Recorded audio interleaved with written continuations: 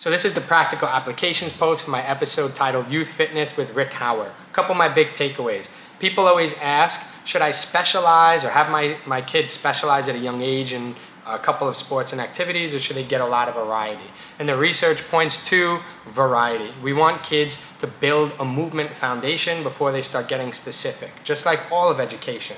I want to learn the letters of the alphabet, then I want to learn a bunch of different words, then I can write paragraphs, then I can write a book, then I can pick the genre of the book that I like, sci-fi, romance, whatever it is. I don't want to specialize too early. This helps with something called field sense. So the way I see that is being like a critical mover.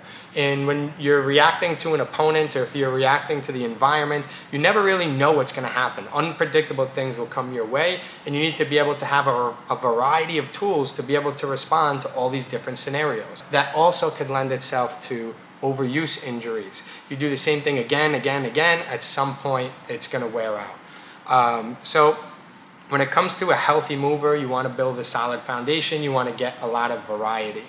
Another big piece to mention is about enjoyment and desire. Do kids actually want to be there? So a lot of times if someone or a kid specializes early, it's because the parent picked it for them, right? But what we really want to do is look to the students. Their body will let them know what might be a good match for them, what they gravitate towards, and there are times when parents can intervene and might know better, but we need to also listen to our kids and understand where they want to be and where they're desiring.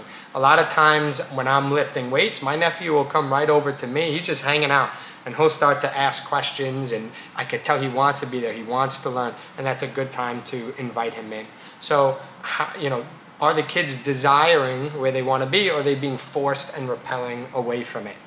Very important. So the last big question I often get is around weight training. So one thing I would say is we want kids to be experiencing the world. We want them out there playing sports and kayaking or climbing or whatever it might be, running. We want them experiencing a variety of different stuff in the world. And we don't want to overemphasize fitness in a gym setting.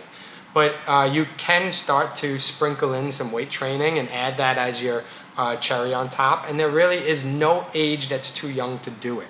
It will not damage kids' growth plates. But there are a couple of prerequisites, there's 3 of them, before you bring a kid or invite them into a weight training setting. 1, do they desire to be there? I mentioned the piece like my nephew.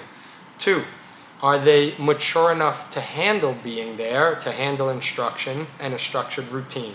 3, do they have the technique before adding intensity? If those 3 things are there as a prerequisite, then a kid can be in the weight room, and there really is no age that's too young. So those are a couple of my big takeaways. I hope you enjoyed it. I hope you check out the episode, and stay tuned.